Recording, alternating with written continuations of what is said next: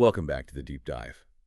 If you're in ministry leadership, maybe a pastor, or really anyone trying to lead an organization right now, you probably know that feeling, that constant sense of being overwhelmed. It's more than just feeling tired, isn't it? It's like the technological ground is just shifting under your feet way faster than you can possibly keep up. Yeah, it really is. And our sources, they describe this feeling really vividly. It's like being caught in this terrifying, just chaotic storm. You're the leader, but you feel totally unprepared to navigate it. We're talking about things like generative AI popping up everywhere, or maybe realizing that the live stream setup you scrambled for during the pandemic, well, it's already kind of outdated. Leaders are definitely reeling. They need a map. Exactly. And finding that map, well, that's really what this deep dive is all about today. We want to pull out the framework, the structure you need to move past that state of feeling unprepared, maybe even fearful. We're looking at a system that's specifically designed to bring calm, hope-filled clarity. That's the goal.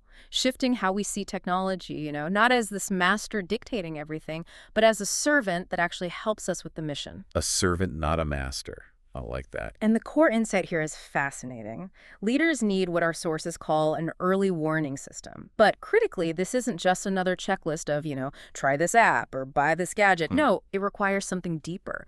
Real theological grounding anchored in scripture to actually understand these massive disruptive forces and lead well through the storms. Because these storms, they're likely to define ministry for the next decade.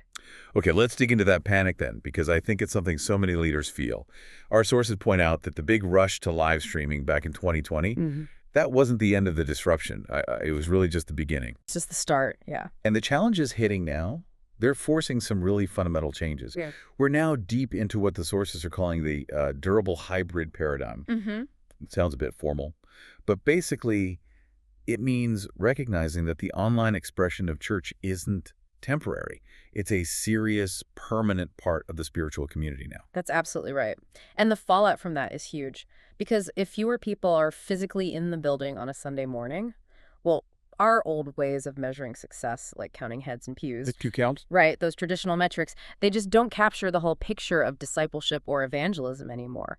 If the online community is truly part of the body, and it is, then we desperately need new ways to measure connection, spiritual growth, formation, things that go beyond just physical presence. And this is where it gets even more complex, because it's not just about how we do Sunday worship. We're seeing technologies that used to feel like science fiction, things like cryptocurrency, blockchain, these decentralized autonomous organizations, or DAOs. Stuff that sounds really technical. Exactly. But it's moving into everyday conversation. Yeah. And these things are actually poised to reshape how churches think about, well, administration, governance, even funding over the next few years. Yeah. That's a lot for any leader to keep track of. It feels overwhelming. It absolutely is. And that's why the author of this framework we're looking at uses this powerful analogy of the storm chaser. Okay. Think about actual storm chasers. They spend huge amounts of time gathering knowledge, understanding the physics of the storm. Also, they can increase warning times and ultimately save lives. The goal here is similar. Equip leaders with enough foresight, enough understanding, so they can see what's coming and actually thrive in the middle of it, not just survive. You need to understand the storm to lead people through it safely. I really like that analogy. It connects directly to that biblical idea, doesn't it? The tribe of Issachar, described as the ones who understood the times and knew what Israel should do. Precisely. It's about being ready, being insightful, not just reacting out of fear or, chasing the latest shiny tech trend. Exactly. And that brings us to what makes this particular approach so different. Usually when tech disrupts things, churches react in one of two ways, and both tend to fail. Either it's ad hoc experiments driven by hype, oh, we need a TikTok strategy now, without much thought, or it's the opposite. Debilitating fear, panic, paralysis. This stuff is too complicated, too dangerous, let's just ignore it. Right. Neither of those works long term. This framework seems to consciously avoid both pitfalls. But I do have a practical question. It calls for studying church history, deep theological reflection. That sounds great. But where does a pastor who's already stretched thin find the time for all that before they have to make a decision about, say, upgrading their streaming gear or using AI? That's the million-dollar question, isn't it? And it's vital. The framework anticipates this. It essentially does that heavy lifting for the leader. It packages the historical wisdom, the theological insights into clear, actionable guidance. The focus isn't on making every pastor a church historian overnight. It's about building sound pastoral wisdom. And it does this using a really smart three-part method. First, you get insights and perspective drawn directly from church history. History reminds us we've navigated huge disruptions before. Think about the shift from Bibles chained to pulpits to the printing press flooding the world with text. Huge change. We Right. survived. We did it. Second, it's deeply grounded in biblical and theological insights. This is the non-negotiable foundation. It keeps the focus on the true mission: formation, truth, justice, love. And third, to make it real, it uses relatable context through fictional but realistic pastoral vignettes, stories of pastors facing these exact challenges, plus concrete next steps, so it connects theory to actual practice. That combination sounds powerful. It helps the leader move from just constantly putting out fires, crisis response mode, to actually designing strategy with hope. Yes, you become what the source calls a scripture-anchored innovator, leading from confidence in the mission, grounded in wisdom, not just reacting to the latest tech headline out of fear. All right, so let's get into the specifics then. The heart of it, the actual storm. So the sources identify 5 major technological disruptions. These represent challenges that are hitting right now, but also those expected to really reshape ministry over the next, say, 3 to 5 years. And these 5, they really cover the gamut, don't they? How we gather, how we communicate, how we handle resources, even how we understand being present with each other. Okay, lay them out for us. What's number 1? Number 1, live stream and online platforms. We touched on this with the durable hybrid paradigm. The big shift here is to stop thinking of the online space as the B team or just an overflow room. It's fundamentally the church's new front porch. For many people, it's the first point of contact, maybe the only point of contact they have with your ministry. So the metrics have to change. Absolutely. Success online can't just be about counting views on a stream. It has to be about measuring genuine discipleship and connection. How are people growing spiritually? How are they connecting to community through these digital means? That's the real question. Okay. Storm number 2. I have a feeling I know this one. You probably do. It's generative AI. This one feels like it exploded overnight, and it's arguably the most immediate and ethically tangled storm right now. Yeah, you can picture it easily. Pastor Mark, maybe he's swamped, deadline looming for the sermon. He types an outline on Ephesians into ChatGPT. And boom. 5 minutes later, a perfectly structured, pretty eloquent sermon draft appears. That speed, that efficiency, it's incredibly powerful. But also potentially dangerous. Right, exactly. The framework stresses equipping pastors with wisdom and clear boundaries here. AI can be a useful tool for research, for communication drafts, for outreach ideas, but we have to be so careful it doesn't replace the essential human work. The key measure, the fruit, must always be gauged by formation and the genuine care for people, not just how fast or clever the AI-generated content is. Does it free up the pastor for more hands-on care? Good. Does it short-circuit wrestling with the text? Bad. That makes sense. Okay, number 3. This one feels a bit more out there for many. It does. Blockchain, cryptocurrency, and DAOs, basically. Decentralization technologies. A lot of leaders hear those terms and just tune out, thinking it's way too technical or abstract for church life. Understandable. But the source does a great job simplifying it. These aren't just about, speculating on Bitcoin.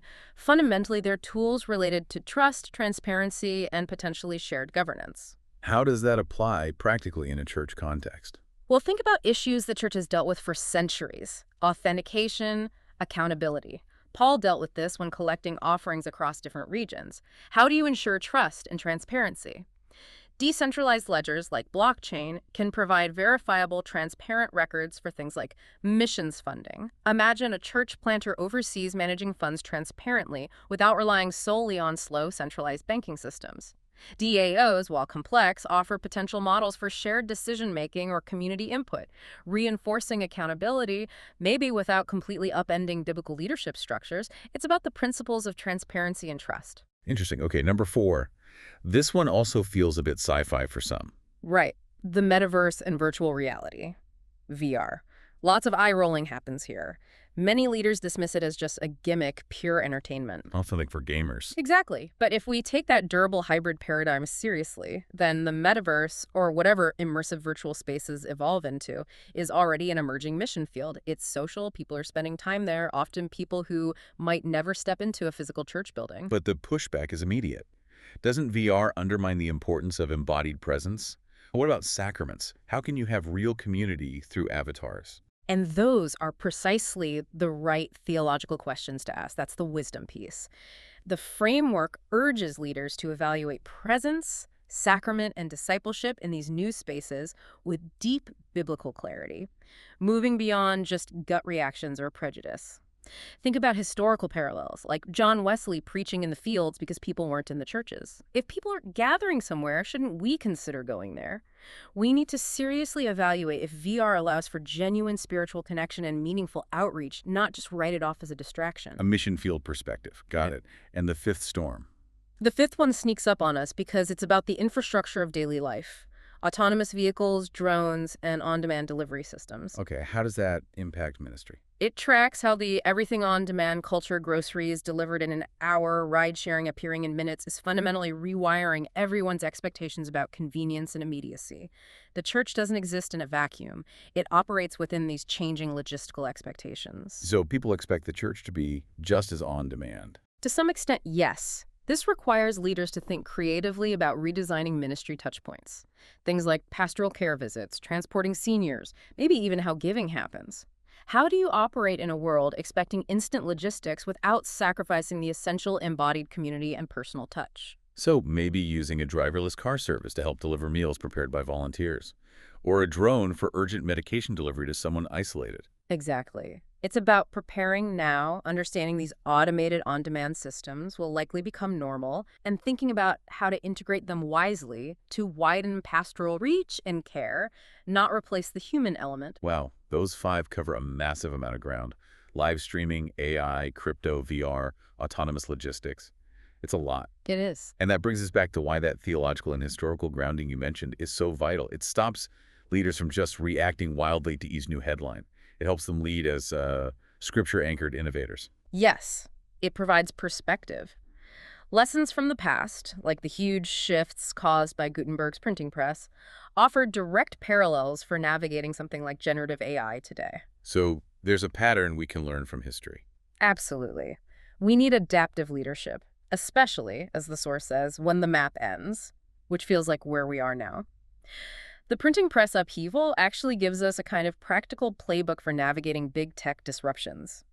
We can boil it down to 4 key actions leaders needed then and need now. What are they? First, you must translate the core message to broaden access. Just like the Bible was translated from Latin into common languages, we need to make the gospel accessible in new digital languages and formats. Makes sense. Second, you must distribute it widely to outpace gatekeeping. The printing press broke the monopoly on information. New tech allows the message to spread beyond traditional channels, but we need to be intentional about it. Third, you have to design governance to guard orthodoxy. Wider distribution means a higher risk of theological error or distortion spreading just as quickly. We need ways to maintain faithfulness. Crucial. And fourth, perhaps most critically, you must catechize. You have to intentionally form resilient disciples who can navigate the speed and confusion that technology inevitably brings. Faster information doesn't automatically mean deeper faith. It often means more confusion. Translate, distribute, design governance, catechize. That's a really solid historical framework. It is. And to help with ongoing discernment for any new tool, the framework offers a standing diagnostic tool borrowed from Marshall McLuhan. The McLuhan diagnostic. Okay, how does that work? Maybe we can apply quickly to AI, like we discussed. Great idea. It's 4 simple questions to ask about any new technology. So for generative AI, 1, what does it amplify or enhance? Clearly, it amplifies the speed of content creation, the volume of output. 2, what does it reduce or make obsolete? Well, it might reduce the time needed for basic research, maybe even drafting. But potentially, it could reduce the depth of the pastor's own spiritual wrestling with the text if overused. Right, the human labor part. 3, what does it recover or bring back? Perhaps it recovers time previously lost to administrative tasks, freeing up pastors for more direct ministry, more personal connection. That'd be good. And 4, what does it distort or flip into when pushed too far? It absolutely risks distorting authenticity, maybe even truth itself, if the output isn't carefully guided, edited, and owned by the human shepherd. It could flip into generating plausible falsehoods or shallow theology. Amplify, reduce, recover, distort. That's a really practical lens to apply immediately to any new tech. It is. It helps maintain that critical theological perspective constantly. So this whole approach, this framework, it really provides that informed context leaders need, not just to survive the next few years, but actually to lead people through all this change with, well, hope and courage. That's the goal.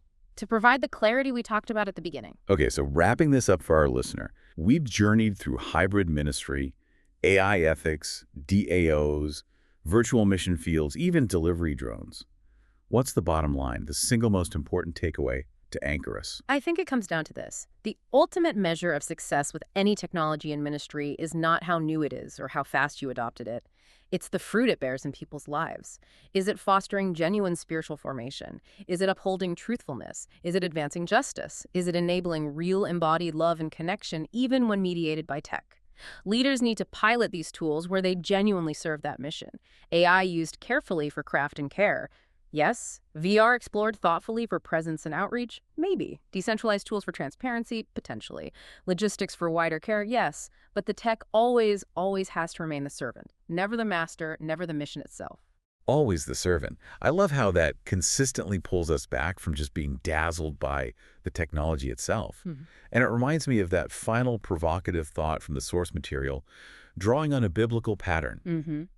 The pattern for salvation-oriented problem-solving, like Moses lifting up the bronze serpent in the wilderness, is always to lift up the God-given remedy that points people to the healer, not the hardware. Beautifully put. That feels like the core wisdom needed to navigate these storms ahead. Point people to the healer, not the hardware. Thank you for diving deep with us today.